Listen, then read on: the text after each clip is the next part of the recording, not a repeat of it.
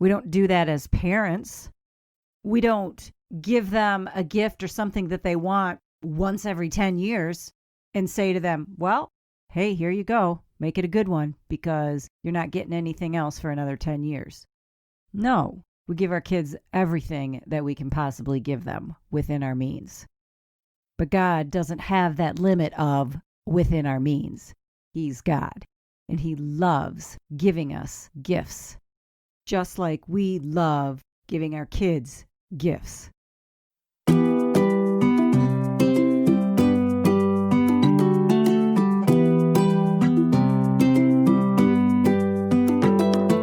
Welcome to The Onion Peel, a show where we get real, raw, and honest about life. It's a space where authenticity lives and hope resides. The Onion Peel is a place where we peel back the layers of our stories and discover the unexpected flavoring that each one brings. Hey guys, I'm your host and semi-crazy Christian, Angela McConnell. I'm a middle-aged mom of 5 with a dead husband, and I've been through some shit in my life. Now, I'm on a mission to bring hope to the world. So join me as we journey through this onion and find hope in the tears. You ready to peel this thing?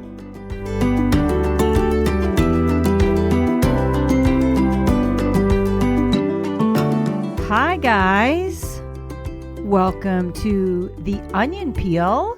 Thanks for joining me today as always. So, here's the deal. This is going to be the last episode for this season 1. I believe this is episode 25. So, I just decided that with the holidays coming and I have a family member that's very sick. And so, you know what? I'm just going to take some time to be with her and enjoy the holidays. Just take a little break. So, yeah, and I figure I'll be back in January. And we'll start a new season and some new topics, and we'll go from there. So, today's going to be kind of a wrap-up.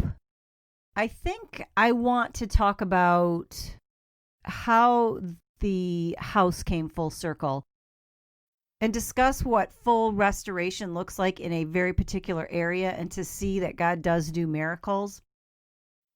I've talked about restoration before and touched on it fairly well in the previous episode, but I want to use the explanation and the story of getting our house back as a very specific illustration, something practical and tangible, so that you can touch and see what restoration looks like in God's economy. And then also, it just brings closure to the whole house situation that I have been talking about this entire season. So, I guess let's get started. But first, real quick, let's take a commercial break. What if it was possible to get fresh groceries delivered right to your front door?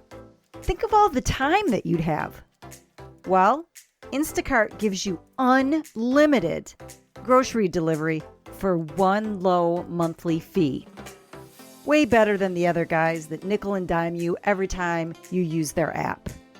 And if you forget one ingredient while you're making dinner, Instacart can deliver that ingredient to your front door in as little as 1 hour. Every item is hand-selected to your personal preference, so if you want extra ripe bananas, then that's what they'll shop for. There are also multiple stores that you can shop from, all in the same trip if needed. To start your free 14-day trial, follow the link in my show notes to let Instacart know that I sent you, and also to help support the show. With Instacart, you'll never have to step foot in a grocery store again. And I'm back. Okay, so when it was all said and done, we were able to stay in our home for 3 years, mortgage-free, after Don died. Can you believe that?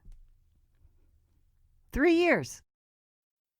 And I never thought that that would be the case. I was told that I would have maybe a week after Don died and we'd have to be out. And I've mentioned several times that we had a really awesome person at the bank that we were dealing with who just had a heart for us. Quite honestly, because God had specifically placed us on his heart. And that was a huge reason why we got to stay as long as we got to stay. This particular person was wonderful in helping us navigate through the bureaucratic and really non-compromising banking industry. So here's how it would go. Oftentimes, and I've said this before, would get these eviction letters in the mail that would demand me to show up in court within a few days. And if I didn't, they would send the police to remove me from the premises. And every time I got one of those, I would just panic and my heart would sink, wanted to throw up. It was just a horrible feeling. And as I've said to you, I hated going out to the mailbox because I was just so terrified of what would be in there. Now, when I would get these eviction letters, I would immediately call our contact at the bank, and he would say, "Don't worry about it. Just disregard it. I will take care of it for you." And then he would go and call the legal department for the bank, who would then get a hold of the realty department for the bank, and the eviction notices would be halted. And I would say this scenario probably played out at least 5 to 6 times a year for 3 years. Now, in addition to getting these eviction letters, I would quite often have people trouncing around the outside of my house because the house was obviously on some sort of foreclosed home list. So people just would walk around thinking that the house is being foreclosed on, or I don't know how they could have thought it was vacant. We always had cars outside, but they just walk around. And I'd look outside and I'd be like, who the hell is walking on my property? A couple times I had people knock on the door and I just would either not answer or I would just say, it's not foreclosed on, because this whole time we were trying to actually get the house back. But usually they would just do a lap or two on the outside, inspect a few things, and then they'd be on their way. But it was very invasive and sometimes made me feel ashamed, and I hated it. So during this whole time, from the very beginning, I prayed for a couple things. The first thing was always thankfulness. Now, I had said before that I had always prayed in gratitude for the home that God had given me, even before Don died. But then after he died, even though it was already taken away from me in the legal sense, I wanted God to know that I was so thankful for what he had given us for all those years before Don died, and then for the fact that he still allowed us to remain in the home, because it was really helpful in our healing, right? Because it's our comfort zone. It's our home. When I cried, I get to go cry in my bedroom. When the kids were upset, they got to be in their bedrooms where they felt safe. And so I constantly was thanking God for all of it. The second thing that I prayed for was help in being able to leave my house when it was time to leave. I knew that for the kids and I to be able to mentally and emotionally walk away from our home was going to have to take some major courage, which I knew we didn't have, and we were going to need help from God if we were going to be able to do it without completely falling apart. Because Don was in that home. I mean, that's where he was. That's our family. That's where the kids grew up. Not to mention the fact that Don built so much of our house. So not only walking away from our home, it was going to feel like we were walking away from Don. And so I consistently asked God to help give all of us the strength for when the time came, whatever the circumstance was going to be, but when we actually had to walk away and leave, that we were going to be able to have the courage to do it. The third thing I prayed for was full restoration. And that prayer, when I prayed for that, that was bold. That was aggressive. To be honest with you, that was in his face. Because I understand how faith works. And here's what I'm going to tell you guys. And I want you to listen very closely to this. God responds to faith, not necessarily need or pain. And I know that might seem counterintuitive in a sense, because I'm not saying it's not that he doesn't care. Of course he cares if you're hurting. Of course he will provide. But what he really responds the most ardently to is faith.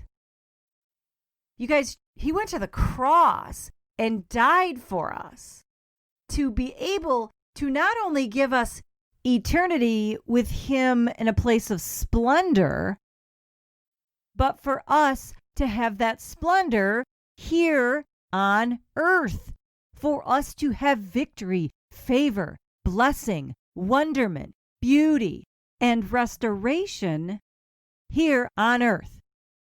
Remember, it says, on earth as it is in heaven. So when we go to him with these, I call them poverty prayers, it's almost like an insult. He wants you to claim what he died to give you. He wants you to come to him with the big ask because he's a big God. He wants to give us the world, you guys. He truly does. But when we walk around with these little small requests, we're not giving him the credit and the thankfulness and the admiration that he deserves. We are not truly honoring and appreciating the gift that he sacrificed to give us. And so when I decided to pray for restoration of my home, I was like, you know what? Go big or go home. I wanted to be restored. And I knew that restoration, full restoration, was available. And when it came to my home, I loved my home. I'm a nester. Most women are nesters for the most part, but I'm a super nester. My home was my safe place, the escape from the world. It's always been that way. Even when I was a kid, my bedroom was the holy grail of my life because it was my space for security. And that translated into my home as an adult. So if I was going to have to leave this secure place, this place that I loved, that was decorated exactly how I liked it, that brought me such joy, that fed my soul, that I would constantly walk around and just be enveloped by the beauty that I thought my house held. You know, some people like to put their money into cars, trips, clothes, whatever, fine, golfing, whatever it is you want to do. For me, mine went into my home because that's what fed me. That's what filled my soul. That's where I enjoyed spending my time and my money. And God knew that. And so I would say to God, here's the deal. I want to feel this same way in my next home. I am willing to go to wherever Just please let us be in a safe neighborhood. Please let it be cute and cozy.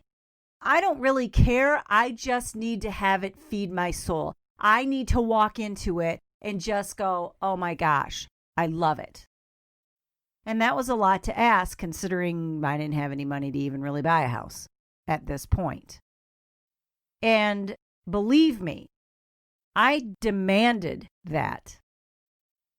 And I would pull out certain scriptures out of the Bible and I would say to him, here's the deal. I didn't make the promise of restoration. You did.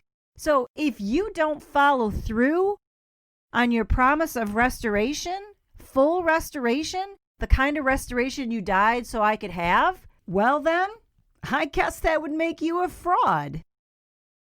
And so if I had to leave this stunning home of mine, then I damn straight am going to ask to be put back into a stunning home. Didn't have to be on the lake, didn't have to be any of that stuff. Didn't even have to be tomorrow, because restoration, like healing or growth, takes time. The point is, I was bold in my requests. It wasn't a meek and humble prayer. Now, was I humble? Yes. I just had said that I consistently prayed in thankfulness to him for what he had given us. I asked him for his help in leaving because I know we couldn't do it on our own strength. But when it came to the actual replacement or the request for resolution to our situation, I'm going boldly. I'm going strong. I'm going big or going home. Now, I don't know how many of you are familiar with the Bible, but there's a scripture in there just to back up what I'm saying. Genesis 32, 22 through 32, that talks about Jacob. And Jacob wrestles with this angel, which is basically that he's wrestling with God. Why is he doing that? Why is he choosing to, in essence, fight with God? Now, there's many lessons that are gleaned from this story of Jacob wrestling or contending with God. But the one I want to stress is that Jacob knew the promise that was given to him, and he knew he didn't deserve it. He knew he was a broken human, but he knew who God was. And he sure the hell wasn't letting God leave without getting his blessing. And he's like, sorry, you ain't leaving until you follow through on what you said you do. Because if you don't do that, then you ain't who you say you are. So, honestly, the onus is on you. And see, I just want to encourage you today to go be the Jacob. His faith was a violent one, and God loves it. You know how I know? Because God changed Jacob's name to Israel, and a whole nation of people carry his name. So for 3 years, that's how I prayed. Just like Jacob. I did not have money to buy a new home unless I was able to sell the current home. And in order for me to sell the current home, I was going to have to be able to buy it back. And in order to be able to buy it back with no money, someone else was going to have to come along and kind of be my investor. So there was a lot of things that needed to be put in place. Wasn't like I could go get a mortgage, you guys, because my credit sucked. Now that I had a foreclosure and all these defaults on my credit report. So in reality, why wouldn't I go boldly to the throne with my requests? What the hell did I have to lose? And that's why I always say that when you're down your lowest, when you're out of options, it's so easy to have faith. Because what else you got? What else you got? So we continued to plug along one day at a time. And one day came, and the guy that we had been working with at the bank informed me that he was getting promoted and leaving. And I was like, that's it. It's over. Because he was our guardian angel, right? He was the one protecting us. And now there's going to be a new guy in his position who's not going to give a crap about us, not like this guy did. But he said, I know the new guy coming in. I'm going to brief him on everything that's going on with you and where we've been the last 2 years. And I'm going to make sure he takes care of you guys. Which was awesome, right? And I wanted to believe that. I really wanted to believe that. But it was really hard to. Because in our minds, I think sometimes feel like, well, God already gave me a blessing here. He's certainly not going to give me another one because I've sort of used up my blessings out of the blessing bank. So there's no way that I'm going to get another one, not after what he's already done for me. And that's just not how God works. Not even close to how God works. There's no limit on blessings. It doesn't work like that. We don't do that as parents. We don't give them a gift or something that they want once every 10 years and say to them, well, hey, here you go. Make it a good one because you're not getting anything else for another 10 years. No, we give our kids everything that we can possibly give them within our means. But God doesn't have that limit of within our means. He's God, and he loves giving us gifts, just like we love giving our kids gifts. So the new guy comes in, and guess what? He actually gave a crap about us, just like the first guy had. In fact, the second guy was able, within 6 months of when he got there, to work his magic and get it so we had the opportunity to buy the house back. And that was a miracle.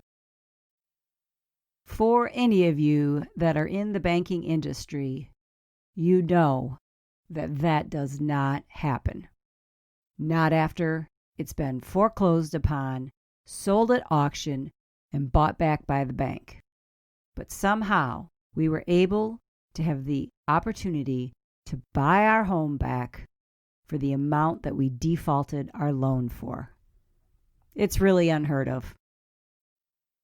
And so, as I mentioned earlier, I did not have the capability to put up any funds for that in any way whatsoever. But fortunately, I had a family member who could. And so they did, with a stipulation that stated, you got 18 months to figure out what you're doing to get it sold or whatever you want to do to pay me back. So there it was. Signed the paperwork. The house was technically not mine, but it was a family member's. And I could breathe for just a minute. Now I knew we couldn't stay because I couldn't afford it, but I had my equity back. Now I had the means to go buy another home. So I decided to put the house up in January, which is the worst month to try and sell a lake home.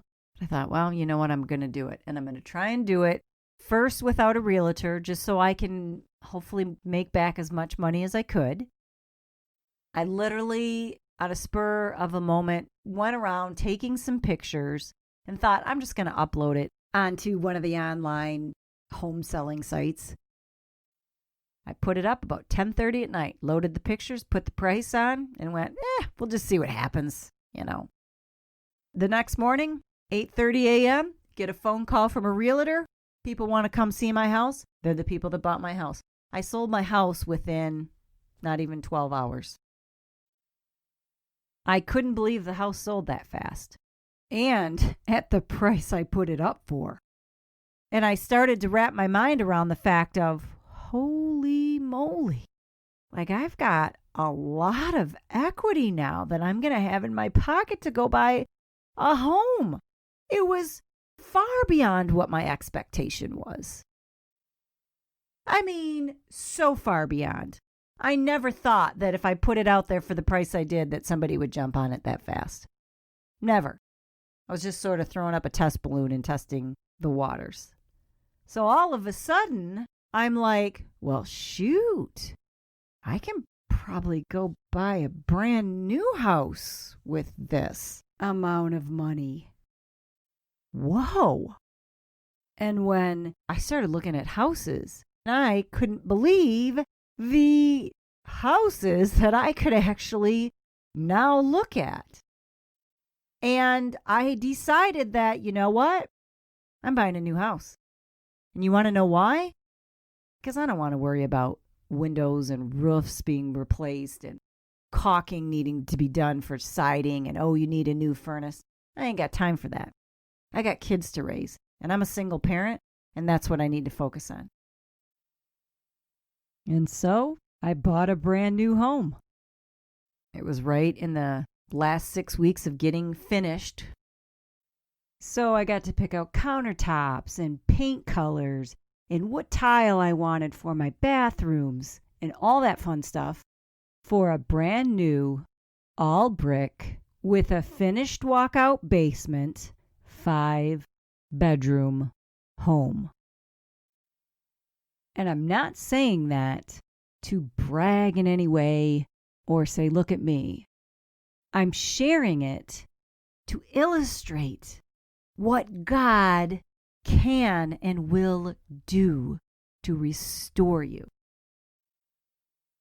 So when it's all said and done, you guys, I walked away with a home that the kids and I adore, and we love it. We love our home. It's beautiful. I have all new fixtures and finishings, and my sub is wonderful, and the people and the neighbors that I have are amazing. And it feeds me, and it fills my soul, and I get to sit in its beauty every day. All the things that I boldly asked God for.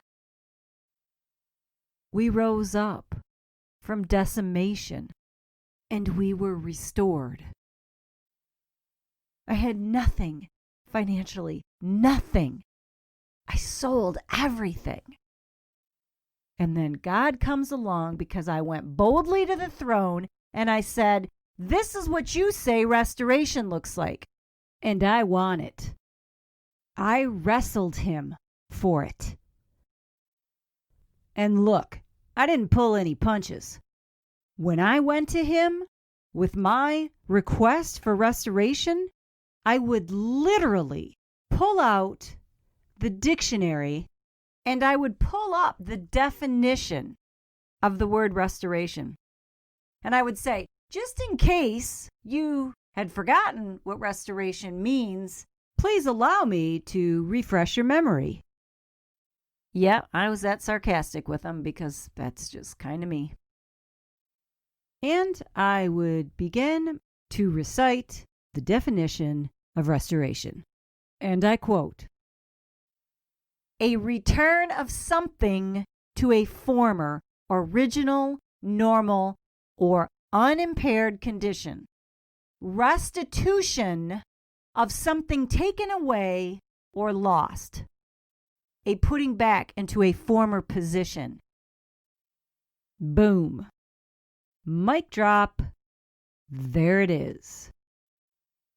You talk about restoration, God. That's a putting back into a former position. That means I want my relationship with my child and my grandchildren restored. That means I want my job or career put back. That means I want my marriage renewed. That means I want my shattered heart rebuilt. That means my mind and body is rescued from the substance dependency that it has. That means my car that broke down is replaced. But the key to all of it is that you believe that the blessing has been promised to you, and then have the courage to go before God and say so. The reason I'm sitting in this house, you guys, this beautiful, gorgeous house that I have, is because of my faith. It's because I went boldly and violently even to the face of God and said, look, you got to do this because you're the creator of the universe, and I know that you have already provided this gift this blessing, this favor for me because you love me. So I'm here to claim it. Getting my new home is a tangible example of how God can restore. There were several miracles that had to line up in order for me to be where I am today. From not just having one guardian angel at the bank, but two. Then having a family member that was willing to help us. Then being able to sell my home at top-notch dollar within hours of putting it up, so that the timing of being able to find my current home could line up. It's quite unbelievable when you actually stop to think about all the things that had to line up perfectly. But if you really truly understand the character of who God is, really get him, it wasn't any kind of feat whatsoever for him. All I had to do was be thankful, ask for help and guidance, and then go to him with a bold faith. God came through mightily, but it's because I gave him mighty faith. So today, guys, I just want to encourage you that if there is something that you need renewal on, go to God and stand before him and boldly request what it is that you desire. Because there is nothing that he enjoys more than seeing his children come to him in their faith. So go be like Jacob and wrestle him down for your blessing. So, on that note, I'm going to wrap her up. Thank you so much, you guys, for being here in this first season of The Onion Peel, all 25 episodes. I cannot tell you how much you have all touched me personally and just really filled my heart up in so many ways. You'll still be able to find me on all my social media platforms. I might even write a blog or two over the holiday season. Please send me along to a friend. Like, share, follow. I would really appreciate if you would go on Apple Podcasts and leave me a review. That just totally helps me to spread my message of hope. And other than that, guys, I guess it's time to put this onion back in the bin until we talk again. I hope you guys truly have the most amazing and wonderful holiday season. See you in January.